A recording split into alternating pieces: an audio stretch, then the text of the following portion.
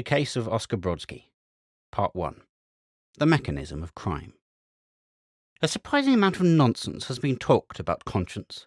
On the one hand, remorse, or the again bite, as certain scholars of the ultra-Teutonic leanings would prefer to call it. On the other hand, an easy conscience. These have been accepted as the determining factors of happiness, or the reverse. Of course, there is an element of truth in the very easy conscious view, but it begs the whole question. A particularly hardy conscience may be quite easy under the most unfavourable conditions in which the more feeble conscience might be severely afflicted with the again bite, and then it seems to be the fact that some fortunate persons have no conscience at all, a negative gift that raises them above the mental vicissitudes of the common herd of humanity. Now, Silas Hickler was a case in point. No one, looking into his cheerful round face, beaming with benevolence and wreathed in perpetual smiles, would have imagined him to be a criminal. Least of all, his worthy high church housekeeper, who was a witness to his unvarying amiability, who constantly heard him carolling light-heartedly about the house, and noted his appreciative zest at meal-times. Yet it is a fact that Silas earned his modest, though comfortable, income by the gentle art of burglary. A precarious trade, and risky withal, yet not so very hazardous if pursued with judgment and moderation. And Silas was eminently a man of judgment. He worked invariably alone. He kept his own counsel. No confederate had he to turn king's evidence at a pinch.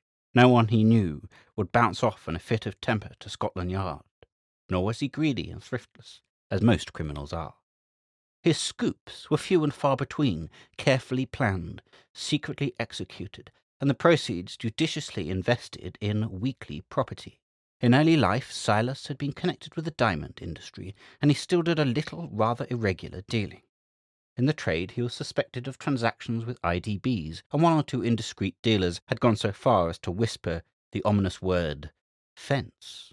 But Silas smiled a benevolent smile and went his way. He knew what he knew, and his clients in Amsterdam were not inquisitive. Such was Silas Hickler. As he strolled round his garden in the dusk of an October evening, he seemed the very type of modest, middle-class prosperity. He was dressed in the travelling suit that he wore on his little continental trips. His bag was packed and stood in readiness on the sitting-room sofa. A parcel of diamonds, purchased honestly, though without impertinent questions, at Southampton, was in the inside pocket of his waistcoat, and another more valuable parcel was stowed in a cavity in the heel of his right boot. In an hour and a half it would be time for him to set out, to catch the boat train at the junction. Meanwhile, there was nothing to do but to stroll round the fading garden and consider how he should invest the proceeds of the impending deal. His housekeeper had gone over to Welham for the week's shopping, and would probably not be back until 11 o'clock. He was alone in the premises, just a trifle dull. He was about to turn into the house when his ear caught the sound of footsteps on the unmade road that passed the end of the garden. He paused and listened. There was no other dwelling near, and the road led nowhere, fading away into the wasteland beyond the house. Could this be a visitor? It seemed unlikely, for visitors were few at Silas Hickler's house. Meanwhile the footsteps continued to approach, ringing out with increasing loudness on the hard, stony path. Silas strolled down to the gate, and leaning on it, looked out with some curiosity. Presently a glow of light showed him the face of a man, apparently lighting his pipe. Then a dim figure detached itself from the enveloping gloom, advanced towards him, and halted opposite the garden. The stranger removed a cigarette from his mouth, and blowing out a cloud of smoke, asked, "Could you tell me if this road would take me to Badsham Junction?" "No," replied Hickler, "but there is a footpath farther on that leads to the station." "Footpath?" growled the stranger. "I've had enough of footpaths. I came down from town to Catley, intending to walk across to the junction. I started along the road, and then some fool directed me to a short-cut, with the result that I have been blundering about in the dark for the last half hour. My sight isn't very good, you know," he added. "What train do you want to catch?" asked Hickler. 7:58, was the reply. "I am going to catch that train myself," said Silas, "but I shan't be starting for another hour. The station is only 3/4 of a mile from here. If you like to come in and take a rest, we can walk down together, and then you'll be sure of not missing your way." "It's very good of you," said the stranger, peering with spectacled eyes at the dark house. "But I think "Might as well wait here as at the station," said Silas in his genial way, holding the gate open, and the stranger, after momentary hesitation, entered and, flinging away his cigarette, followed him to the door of the cottage. The sitting-room was in darkness, save for the dull glow of the expiring fire, but, entering before his guest, Silas applied a match to the lamp that hung from the ceiling. As the flame leaped up, flooding the little interior with light, the two men regarded one another with mutual curiosity. "Brodski, by jingo," was Hickler's silent commentary as he looked at his guest. "Doesn't know me, evidently. Wouldn't, of course, after all these years, and with his bad eyesight. Take a seat, sir," he added aloud. "Will you join me in a little refreshment to while away the time?" Brodski murmured an indistinct acceptance, and as his host turned to open a cupboard, he deposited his hat, a hard grey felt, on a chair in a corner, placed his bag on the edge of the table, resting his umbrella against it, and sat down in a small armchair. "Have a biscuit?" said Hickler as he placed a whisky bottle on the table, together with a couple of his best star-pattern tumblers and a siphon. "Thanks, I think I will," said Brodski. "The railway journey and all this confounded tramping about, you know." "Yes," agreed Silas. "Doesn't do to start with an empty stomach. Hope you don't mind oatcakes. I see they're the only biscuits I have." Brodski hastened to assure him that oatcakes were his special and peculiar fancy, and in confirmation, having mixed himself a stiff jorum, he fell to upon the biscuits with evident gusto.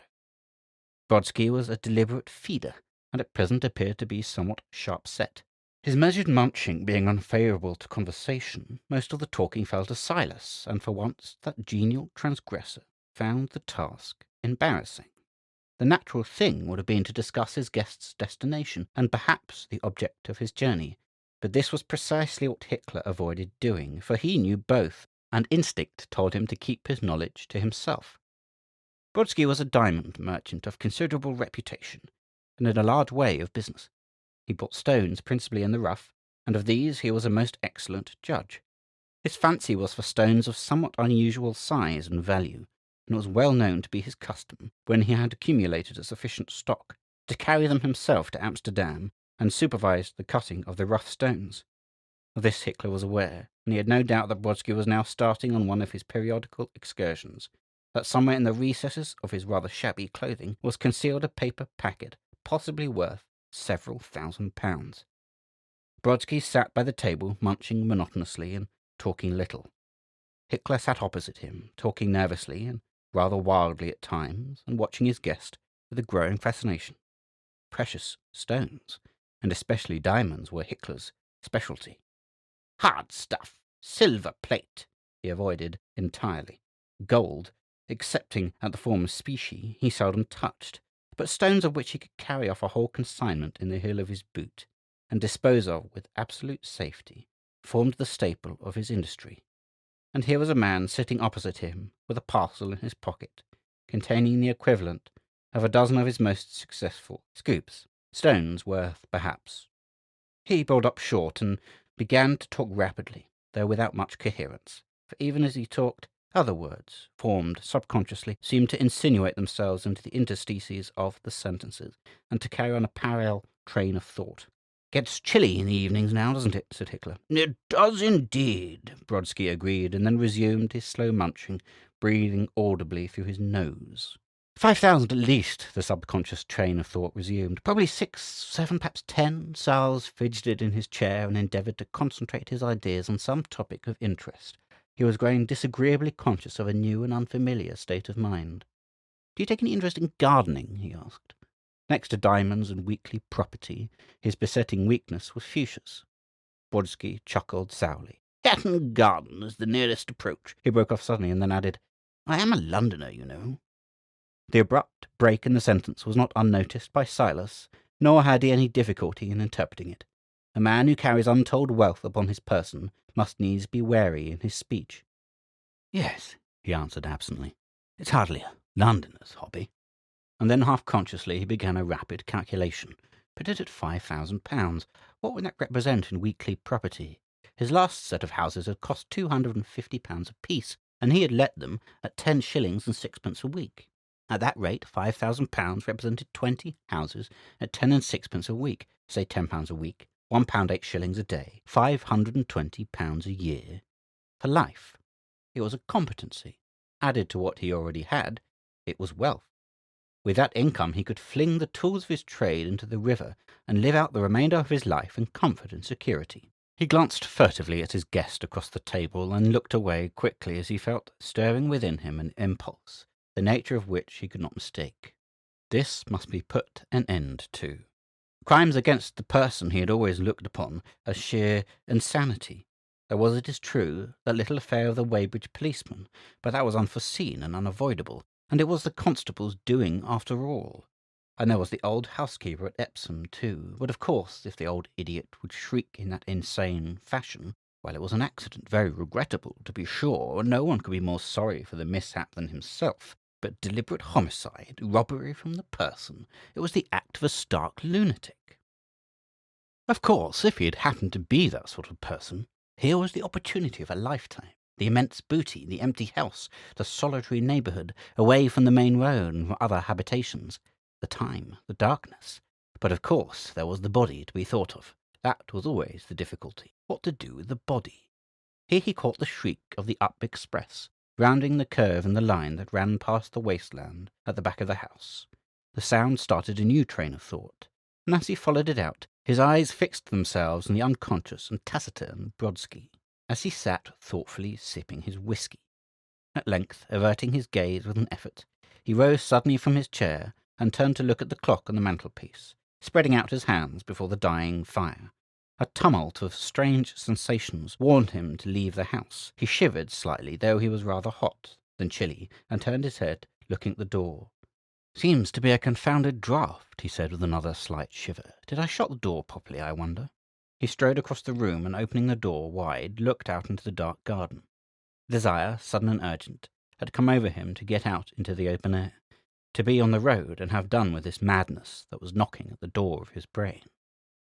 "I wonder if it is worth while to start yet," he said, with a yearning glance at the murky, starless sky.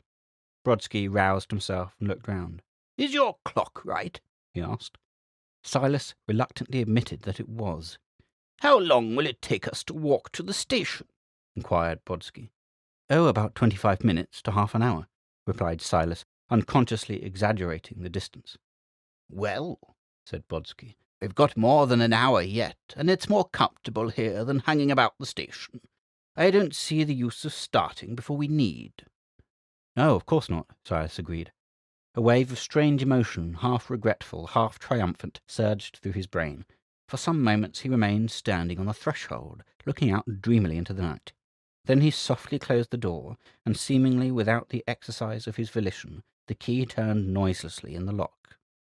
He returned to his chair and tried to open a conversation with the taciturn Brodski, but the words came faltering and disjointed. He felt his face growing hot, his brain full and intense, and there was a faint, high-pitched singing in his ears. He was conscious of watching his guest with a new and fearful interest, and by sheer force of will turned away his eyes, only to find them a moment later involuntarily returning to fix the unconscious man with yet more horrible intensity. And ever through his mind walked, like a dreadful procession, the thoughts of what that other man, the man of blood and violence, would do in these circumstances. Detail by detail, the hideous synthesis fitted together the parts of the imagined crime, and arranged them in due sequence until they formed a succession of events, rational, connected, and coherent. He rose uneasily from his chair, with his eyes still riveted upon his guest. He could not sit any longer opposite the man with his hidden store of precious gems. The impulse that he recognized with fear and wonder was growing more ungovernable from moment to moment. If he stayed, it would presently overpower him, and then he shrank with horror from the dreadful thought, but his fingers itched to handle the diamonds. For Silas was after all a criminal by nature and habit. He was a beast of prey. His livelihood had never been earned. It had been taken by stealth, or, if necessary, by force. His instincts were predacious, and the proximity of unguarded valuables suggested to him, as a logical consequence, their abstraction or seizure. His unwillingness to let these diamonds go away beyond his reach was fast becoming overwhelming. But he would make one more effort to escape. he would keep out of Brodski's actual presence until the moment for starting came. "If you'll excuse me," he said, "I will go and put on a thicker pair of boots. After all this dry weather we may get a change, and damp feet are very uncomfortable when you are travelling." "Yes, dangerous, too," agreed Brodski. Silas walked through into the adjoining kitchen, where, by the light of the little lamp that was burning there, he had seen his stout country boots placed, cleaned, and in readiness, and sat down upon a chair to make the change. He did not, of course, intend to wear the country boots, for the diamonds were concealed in those he had on, but he would make the change, and then alter his mind. It would all help to pass the time. He took a deep breath. It was a relief, at any rate, to be out of that room. Perhaps if he stayed away, the temptation would pass. Brodski would go on his way. He wished that he was going alone, and the danger would be over, at least, and the opportunity would have gone. The diamonds. He looked up as he slowly unlaced his boot. From where he sat, he could see Brodski sitting by the table with his back towards the kitchen door. He had finished eating now and was composedly rolling a cigarette. Silas breathed heavily and, slipping off his boot, sat for a while motionless, gazing steadily at the other man's back. Then he unlaced the other boot, still staring abstractedly at his unconscious guest, drew it off, and laid it very quietly on the floor. Brodski calmly finished rolling his cigarette, licked the paper, put away his pouch, and having dusted the crumbs of tobacco from his knees, began to search his pockets for a match. Suddenly, yielding to an uncontrollable impulse, Silas stood up and began stealthily to creep along the passage to the sitting-room. Not a sound came from his stockinged feet. Silently as a cat, he stole forward, breathing softly with parted lips, until he stood at the threshold of the room. His face flushed duskily, his eyes, wide and staring, glittered in the lamplight, and the racing blood hummed in his ears. Brodski struck a match. Silas noted that it was a wooden vesta, lighted his cigarette, blew out the match, and flung it into the fender. Then he replaced the box in his pocket and commenced to smoke. Slowly and without a sound, Silas crept forward into the room, step by step, with cat-like stealthiness, until he stood close behind Brodski's chair, so close that he had to turn his head that his breath might not stir the hair upon the other man's head. So for half a minute he stood motionless, like a symbolical statue of murder, glaring down, with horrible glittering eyes, upon the unconscious diamond merchant, while his quick breath passed without a sound through his open mouth, and his fingers writhed, slowly like the tentacles of a giant hydra. And then, as noiselessly as ever, he backed away to the door, turned quickly, and walked back into the kitchen. He drew a deep breath. It had been a near thing. Brodski's life had hung upon a thread, for it had been so easy. Indeed, if he had happened, as he stood behind the man's chair, to have a weapon, a hammer, for instance, or even a stone. He glanced round the kitchen, and his eyes lighted on a bar that had been left by the workman who had put up the new greenhouse. It was an odd piece, cut off from a square, wrought iron stanchion, and was about a foot long, and perhaps 3/4 of an inch thick. Now, if he had had that in his hand a minute ago. He picked the bar up, balanced it in his hand, and swung it round his head. A formidable weapon, this. Silent, too. And it fitted the plan that had passed through his brain. Bah, I'd better put the thing down. But he did not. He stepped over to the door, and looked again at Brodski, sitting as before, meditatively smoking with his back towards the kitchen. Suddenly a change came over Silas. His face flushed, the veins of his neck stood out, and a sullen scowl settled on his face. He drew out his watch, glanced at it earnestly, and replaced it. Then he strode swiftly but silently along the passage into the sitting-room. A pace away from his victim's chair, he halted and took deliberate aim. The bar swung aloft, but not without some faint rustle of movement, for Brodski looked round quickly, even as the iron whistled through the air. The movement disturbed the murderer's aim, and the bar glanced off his victim's head, making only a trifling wound. Brodski sprang up with a tremulous, bleating cry, and clutched his assailant's arms with the tenacity of mortal terror. Then began a terrible struggle as the two men, locked in a deadly embrace, swayed to and fro and trampled backwards and forwards. The chair was overturned, an empty glass swept from the table, and with Brodski's spectacles crushed beneath stamping feet, and thrice that dreadful, pitiful, bleating cry rang out into the night, filling Silas, despite his murderous frenzy, with terror lest some chance wayfarer should hear it. Gathering his great strength for a final effort, he forced his victim backwards onto the table, and snatching up a corner of the tablecloth, thrust it into his face, and crammed it into his mouth as it opened to utter another shriek. And thus he remained for a full 2 minutes, almost motionless, like some dreadful group of tragic allegory. Then, when the last faint twitchings had died away, Silas relaxed his grip and let the limp body slip softly onto the floor. It was over. For good or for evil, the thing was done. Silas stood up, breathing heavily, and as he wiped the sweat from his face, he looked at the clock. The hands stood at 1 minute to 7. The whole thing had taken a little over 3 minutes. He had nearly an hour in which to finish his task. The goods train that entered into his scheme came by at 20 minutes past, and it was only 300 yards to the line. Still, he must not waste time. He was now quite composed, and only disturbed by the thought that Brodski's cries might have been heard. If no one had heard them, it was all plain sailing. He stooped, and gently disengaging the tablecloth from the man's teeth, began a careful search of his pockets. He was not long finding what he sought, and as he pinched the paper packet, and felt the little hard bodies grating on one another, his faint regrets for what had happened were swallowed up in self-congratulations. He now set about his task with business-like briskness and an attentive eye on the clock. A few large drops of blood had fallen on the tablecloth, and there was a small bloody smear on the carpet by the dead man's head. Silas fetched from the kitchen some water, a nail-brush and a dry cloth, and having washed out the stains from the table cover, not forgetting the deal tabletop underneath, and cleaned away the smear from the carpet, and rubbed the damp places dry, he slipped a sheet of paper under the head of the corpse to prevent further contamination. Then he set the tablecloth straight, stood the chair upright, laid the broken spectacles on the table, and picked up the cigarette, which had been trodden flat in the struggle, and flung it under the grate. Then there was the broken glass, which he swept up into a dustpan.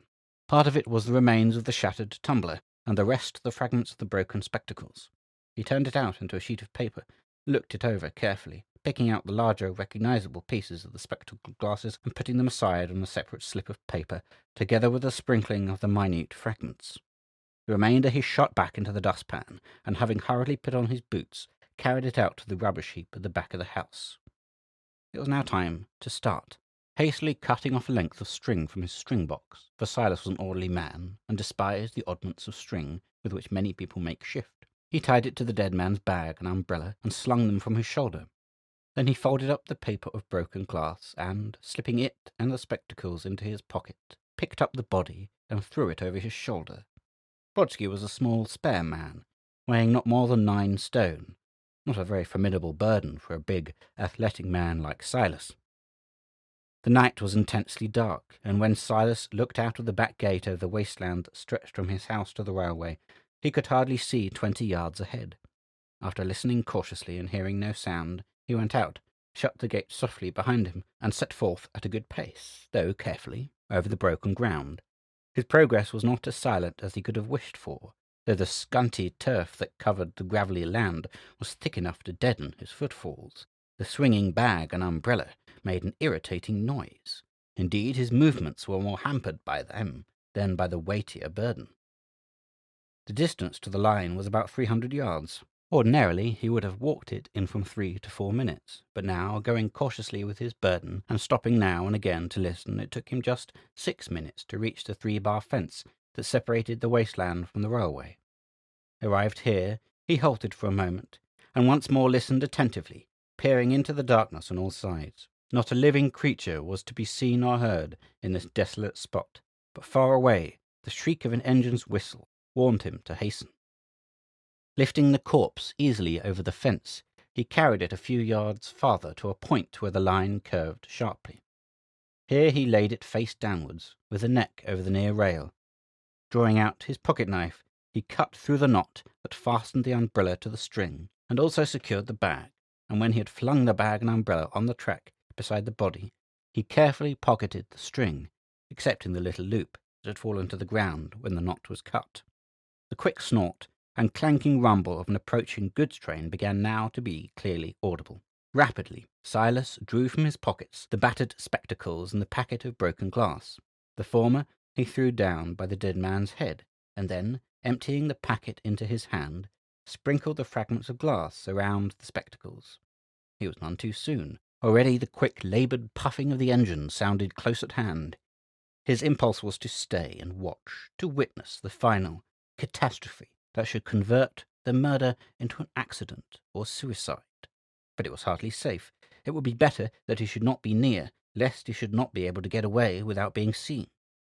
Hastily he climbed back over the fence and strode away across the rough fields while the train came snorting and clattering towards the curve. He had nearly reached his back gate when a sound from the line brought him to a sudden halt. It was a prolonged whistle, accompanied by the groan of brakes and the loud clank of colliding trucks. The snorting of the engine had ceased, and was replaced by the penetrating hiss of escaping steam. The train had stopped. For one brief moment Silas stood with bated breath, and mouth agape, like one petrified. Then he strode forward quickly to the gate, and letting himself in, silently slid the bolt. He was undeniably alarmed. What could have happened on the line? It was practically certain that the body had been seen. But what was happening now? And would they come to the house?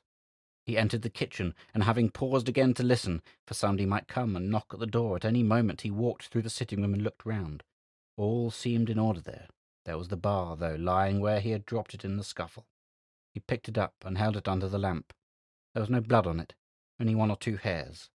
Somewhat absently he wiped it with a table cover, and then running out through the kitchen into the back garden, dropped it over the wall into a bed of nettles. Not that there was anything incriminating in the bar, but since he had used it as a weapon, it had somehow acquired a sinister aspect to his eye. He now felt that it would be well to start for the station at once. It was not time yet, for it was barely 25 minutes past 7, but he did not wish to be found in the house if anyone should come. His soft hat was on the sofa with his bag, to which his umbrella was strapped. He put on the hat, caught up the bag, and stepped over to the door. Then he came back to turn down the lamp. And it was at this moment, when he stood with his hand raised to the burner, that his eyes, travelling by chance into the dim corner of the room, lighted on Brodski's grey felt hat, posing on the chair where the dead man had placed it when he entered the house.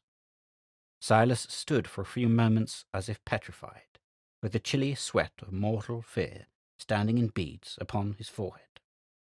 Another instant, and he would have turned the lamp down and gone on his way. And then he strode over to the chair, snatched up the hat, and looked inside it. Yes, there was the name, Oscar Brodski, written plainly on the lining. If he had gone away, leaving it to be discovered, he would have been lost. Indeed, even now, if a search party should come to the house, it was enough to send him to the gallows. His limbs shook with horror at the thought, but in spite of his panic, he did not lose his self-possession. Darting through into the kitchen, he grabbed up a handful of the dry brushwood that was kept for lighting fires, and carried it to the sitting-room grate, where he thrust it on the extinct but still hot embers, and crumpling up the paper that he had placed under Brodski's head, on which paper he now noticed, for the first time, a minute bloody smear. He poked it in under the wood, and striking a wax match, set light to it. As the wood flared up, he hacked at the hat with his pocket-knife, and threw the ragged strips into the blaze. And all the while his heart was thumping, and his hands a-tremble with the dread of discovery. The fragments of felt were far from inflammable, tending rather to fuse into cindery masses that smoked and smouldered than to burn away into actual ash. Moreover, to his dismay, they emitted a powerful, resinous stench mixed with the odour of burning hair, so that he had to open the kitchen window, since he dared not unlock the front door, to disperse the reek. And still, as he fed the fire with small cut fragments, he strained his ears to catch, above the crackling of the wood, the sound of the dreaded footsteps, the knock on the door, that should be as the summons of fate. The time, too, was speeding on, 21 minutes to 8. In a few minutes more he must set out, or he would miss the train. He dropped the dismembered hat-brim on the blazing wood, and ran upstairs to open a window, since he must close that in the kitchen before he left.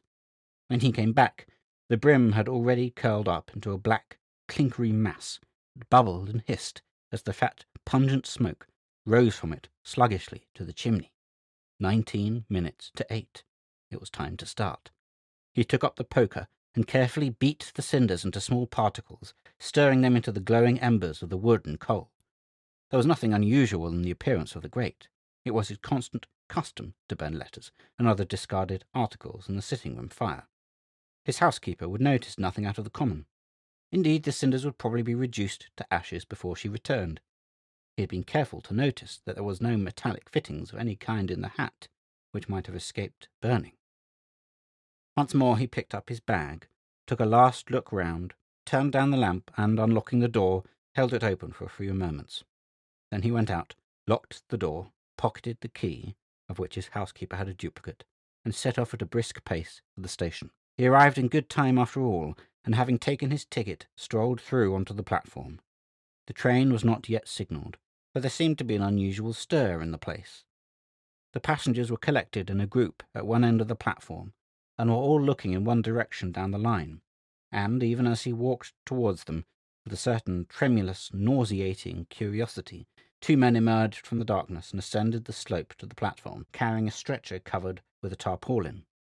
The passengers parted to let the bearers pass, turning fascinated eyes upon the shape that showed faintly through the rough pall, and when the stretcher had been borne into the lamp-room, they fixed their attention upon a porter who followed, carrying a handbag and an umbrella. Suddenly one of the passengers started forward with an exclamation. "Is that his umbrella?" he demanded. "Yes, sir," answered the porter, stopping and holding out for the speaker's inspection. "My God!" ejaculated the passenger. Then, turning sharply to a tall man who stood close by, he said excitedly, "That's Brodski's umbrella. I could swear it. You remember Brodski?" The tall man nodded, and the passenger, turning once more to the porter, said, "I identify that umbrella.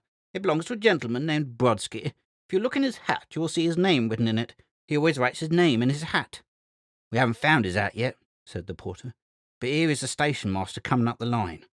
He awaited the arrival of his superior, and then announced, "This gentleman, sir, has identified the umbrella." "Oh," said the station master, "you recognize the umbrella, do you? Then perhaps you would step into the lamp room and see if we can identify the body." Is he very much injured?" the passenger asked tremulously. "Well, yes," was the reply. "You see, the engine and 6 of the trucks went over him before they could stop the train. Took his head clean off, in fact." "Shocking! Shocking!" gasped the passenger. "I think, if you don't mind, I'd rather not. You don't think it necessary, Doctor, do you?" "Yes, I do," replied the tall man. "Early identification may be of the first importance." "Then I suppose I must," said the passenger. Very reluctantly he allowed himself to be conducted by the station master to the lamp room, as the clang of the bell announced the approaching train. Silas Hickler followed and took his stand with the expectant crowd outside the closed door. In a few moments the passenger burst out, pale and awe-stricken, and rushed up to his tall friend. "It is!" he exclaimed breathlessly. "It's Brodski! Poor old Brodski! Horrible! Horrible! He was to have met me here and come with me to Amsterdam." "Had he any merchandise about him?" the tall man asked, and Silas strained his ears to catch the reply. "He had some stones, no doubt, but I don't know what. His clerk will know, of course. By the way, Doctor, could you watch the case for me? Just to be sure it was really an accident, or you know what. We're old friends, you know. Fellow townsmen, too. We were both born in Warsaw. I'd like you to give an eye to the case." "Very well," said the other. "I will satisfy myself. There's nothing more than appears, unless you have a report. Will that do?" "Thank you. It's excessively good of you, Doctor. Here comes the train. I hope it won't inconvenience you to stay and see to this matter." "Not in the least," replied the doctor. "We were not due at Warmington until tomorrow afternoon, and I expect we can find out all that is necessary to know before that." Silas looked long and curiously at the tall, imposing man who was, as it were, taking his seat at the chessboard to play against him for his life. A formidable antagonist he looked, with his keen, thoughtful face, so resolute and calm. As Silas stepped into his carriage, he thought with deep discomfort of Brodski's hat, and hoped that he had made no other oversight. End of section 1.